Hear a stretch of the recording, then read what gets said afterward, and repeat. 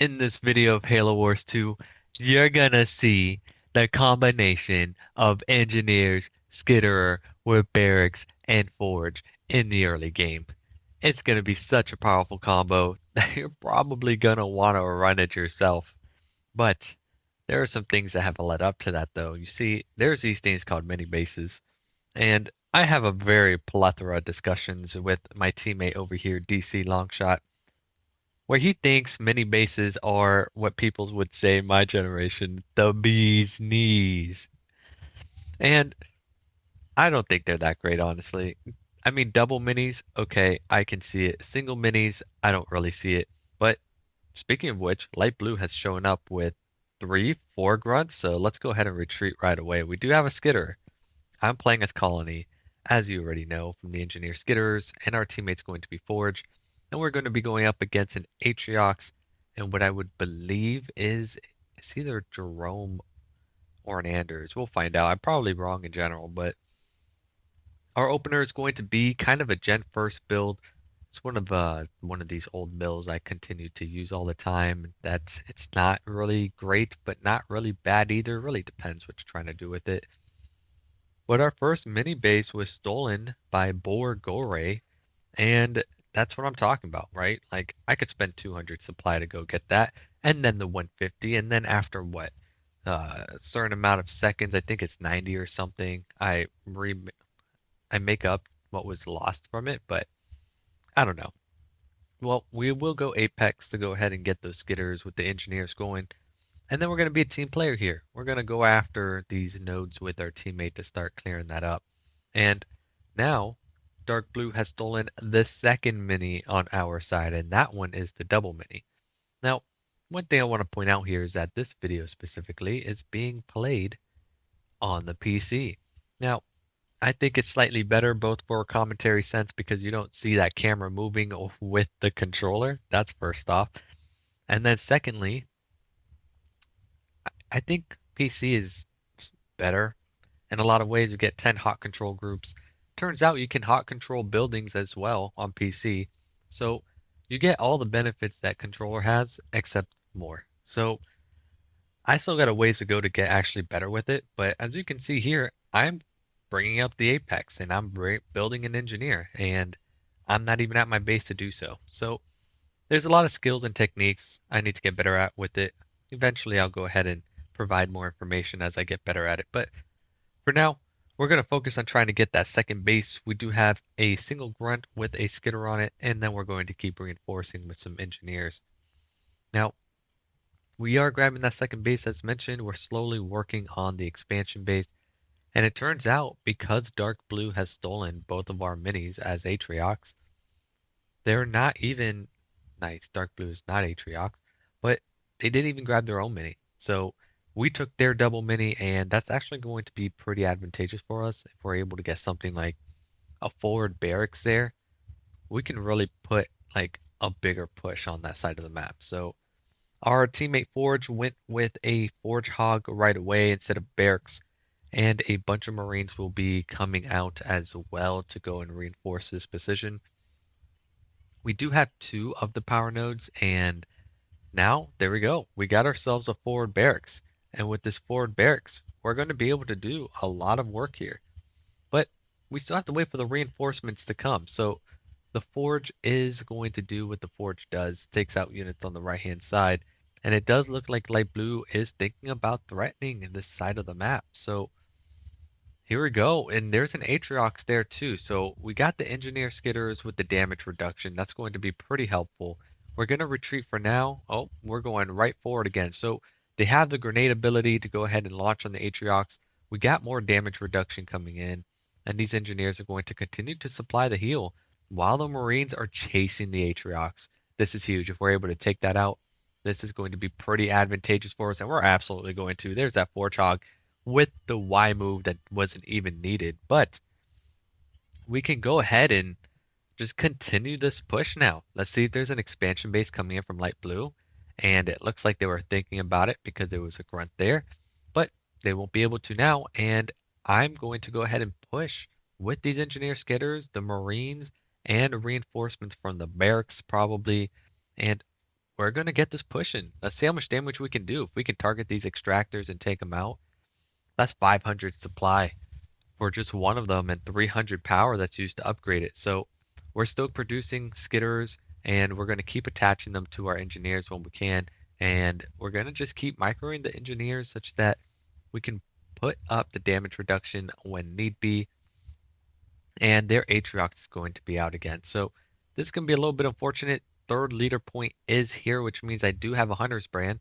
And we are actually going to think about using it. There's a Slam coming in from Dark Blue, but a great Hunter brand that's going to go ahead and clear everything up there. And while the Spartan is in the animation, we can still do a lot of damage here. So Scatter Bomb comes in. The Extractor is now gone. So they lost 2 Extractors.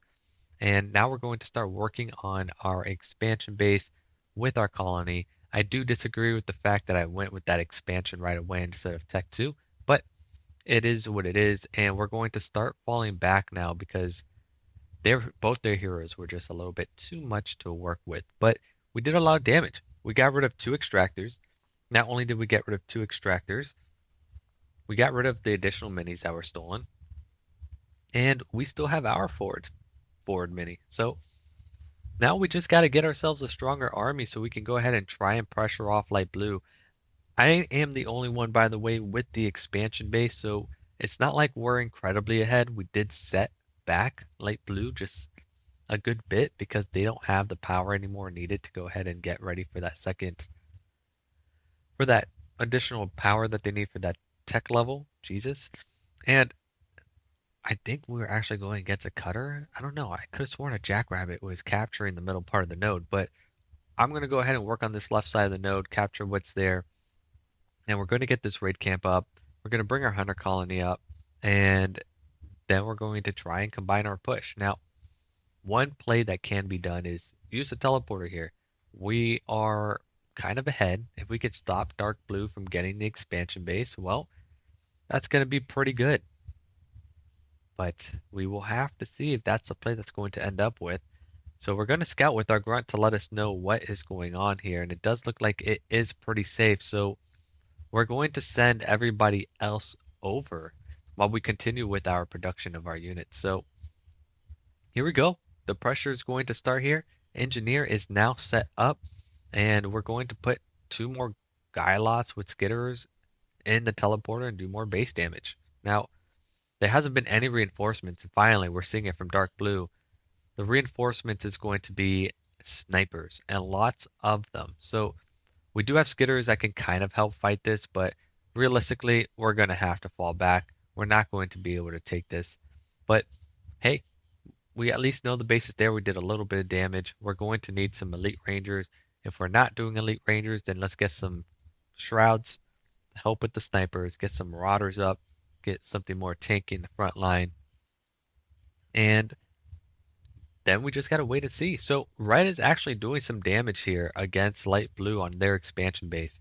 And I am paying attention to this because if dark blue ends up coming to help assist light blue, that's my cue to hit the teleporter, right? I hit the teleporter. Dark blue's going to lose his base because his army's going to be out of position. But we didn't really see any reinforcements coming in. So red is going to try and continue to pressure light blue to see if we're able to get a bit more pressure coming in on that side to bring dark blue away. And if that works out, then as I said before, we're going to go ahead and hit dark blue. So now it's just going to be a waiting game just for a little bit while we wait. Red is going to be prepping for this push. I'm very surprised we have not taken this left node yet, but with the engineers that we have, there's only engineers, grunts that we have, we're going to go ahead and be able to cap this. So the engagement has started between light blue and red at the top. Comms are available in regards to what's going on here. We may send 1 unit through the TP, which will be the elite ranger out of all things, but based off what we see here, we're going to see if we're good to go or not. We'll find out if dark blue's already reinforcing, and no, it is not. He's actually sitting right there. So seeing what I saw there, I think I can actually just take the TP in general and then just use a hunter brand. I think that will be a pretty decent play.